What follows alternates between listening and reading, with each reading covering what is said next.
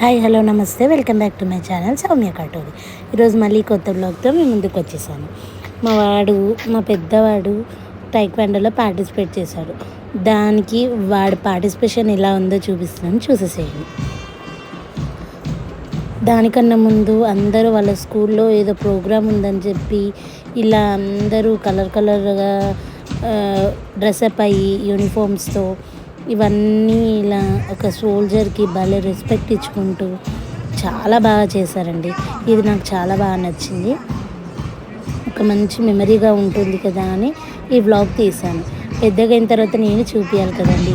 మన అప్పుడు ఏవి మనకు కనిపించలేదు, అన్నీ అలా మెమరీస్ లాగా ఉండిపోయాయి. కానీ చిన్నప్పుడు మనము ఇలాగ చేస్తాము, ఇలా ఉన్నాము అని ఒక మెమొరబుల్గా ఉండడానికి కోసమని నేను ఈ వీడియోని షూట్ చేశాను.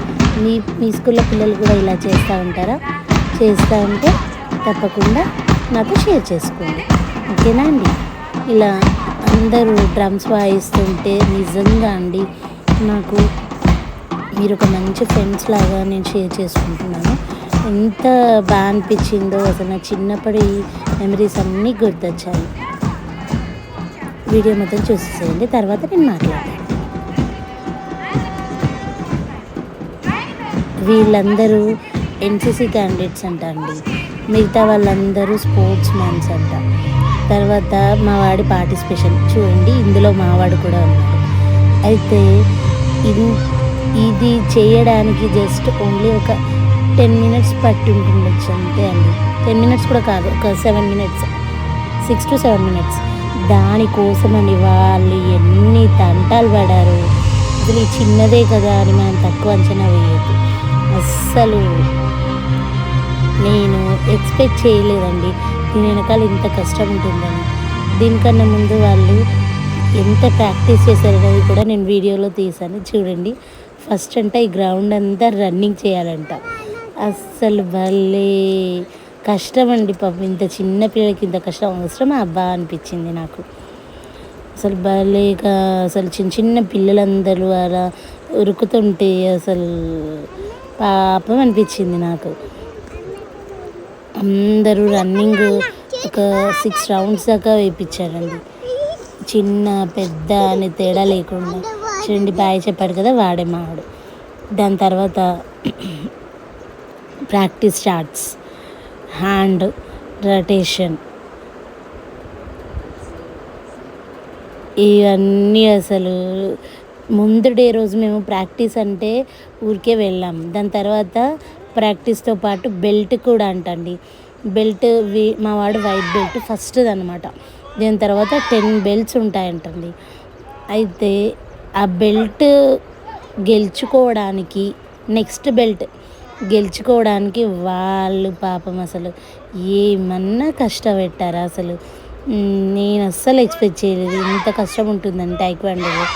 చిన్నపిల్లలే కదా, ఏదో 2-3 స్టెప్పులు వేసి అది ఇది అనేసి ఇచ్చేస్తారేమో అనుకున్నా. కానీ అసలు ఏ విషయంలో కూడా వాళ్ళు కాంప్రమైజ్ కాకుండా ప్రతి ఒక్కరిని వాళ్ళకి ఆ బెల్ట్ రావడానికి ఎంతైతే అర్హత ఉండాలో, ఎన్ని అయితే నేర్చుకోవాలో అవన్నీ నేర్చుకున్న తర్వాత అది ఒక ఎగ్జామ్ లాగా పెట్టిన తర్వాతనే ఆ బెల్ట్ అనేది వాళ్ళకి ప్రజెంట్ చేశారు.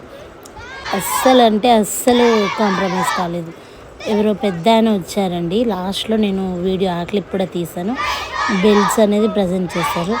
పాపం వాళ్ళు చిన్న పిల్లలు, వాళ్ళకి అసలు ఇంత అవసరమా అనిపించింది. మళ్ళీ మన పేరెంట్స్గా మనము కూడా చదివే కాకుండా డిఫరెంట్ ఆస్పెక్ట్స్లో, డిఫరెంట్ స్పోర్ట్స్లో, ఇంకా అన్నిట్లలో మనము మన చెయ్యి వేస్తే, మనం చేసే కృషి మనం చేసి అంటే వాళ్ళని తీసుకెళ్ళడము, తీసుకురావడము, వాళ్ళని అన్నిట్లలో ఎంకరేజ్మెంట్ చేయడము, ఇలాంటివన్నీ చేస్తూ ఉంటే పాపం వాళ్ళకి ఎంకరేజ్మెంట్ లాగా ఉంటుంది. ఎప్పుడు హోంవర్క్స్ చదువుకోవడము, ఇంటి దగ్గర పిల్లలతో ఆడుకోవడం కాకుండా, స్కూల్లో కల్చరే కాకుండా బయట పిల్లలతో కూడా మనం కొంచెం వాళ్ళని ఇన్వాల్వ్ చేసినట్టు, కొత్త విషయాలు వాళ్ళు నేర్చుకున్నట్టు, వాళ్ళకి ఒక మంచి టైంపాస్ లాగా ఉంటుంది. చూడండి, ఇలా ఒక సార్ వచ్చి ఇలా ఎగ్జామ్ పెట్టాడు. ఇదంటే ఎగ్జామ్ అంటండి టైక్వాండోకి. చూడండి, అసలు అవన్నీ వాళ్ళు ముందు నుండి చాలా డేస్ నుండి ప్రాక్టీస్ చేస్తున్నారు. ఈరోజు వాళ్ళకు ఒక ఎగ్జామ్ లాగా పెట్టారండి.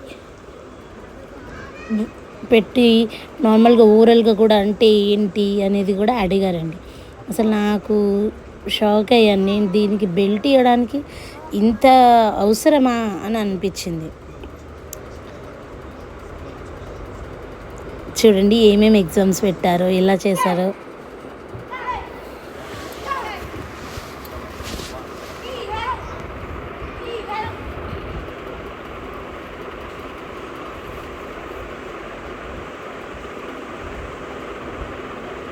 ప్రతి ఒక్కరూ ఆయన చెప్పిన దాంట్లో క్వాలిఫై అయిన తర్వాతనే వాళ్ళకంటే నెక్స్ట్ బెల్ట్ ఇస్తాడంట.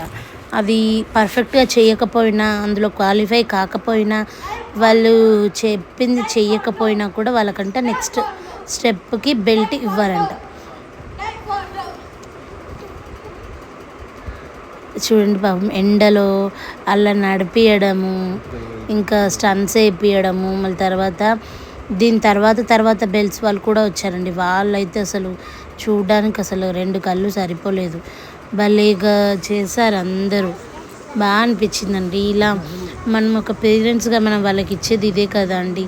ఎన్ని ఆస్తులు ఇచ్చినా, ఎంత మంచి మాట మర్యాద నేర్పించినా మనం ఇలాంటివి చిన్న చిన్న వాటిల్లో మనం హెల్ప్ఫుల్గా ఉంటే వాళ్ళు ఫ్యూచర్లో వాళ్ళకి ఏది నచ్చితే ఆ పాత్ని వాళ్ళు ఎంచుకొని వాళ్ళు ముందుకి వెళ్ళిపోతారు. అంతే కదా అండి. దానికి మీరేమంటారు? నా వీడియో కనుక నచ్చితే నా ఛానల్ కనుక తప్పకుండా మీరు చూసి ప్రతి ఒక్క వీడియోని ఆదరిస్తారని మనస్ఫూర్తిగా కోరుకుంటున్నాను. తప్పకుండా లైక్, షేర్ అండ్ సబ్స్క్రైబ్ చేసి నన్ను సపోర్ట్ చేయండి. ప్రతి ఒక్కరూ ఇలా జంప్ చేయాలంటండి. ఒక కాళ్ళు కాకుండా 2 కాళ్ళు. అలా ఒకవేళ కింద పడిపోతే మళ్ళీ చేయించాడు ఫస్ట్ నుండి.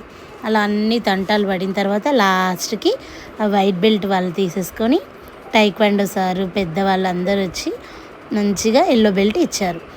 అది వాళ్ళ ఫస్ట్ బెల్ట్ అండి. ఫస్ట్ బెల్ట్ అయిపోయింది, సెకండ్ బెల్ట్ అన్నట్టు. Thank you for watching this video. Please like, share and subscribe and support me and give your valuable feedback.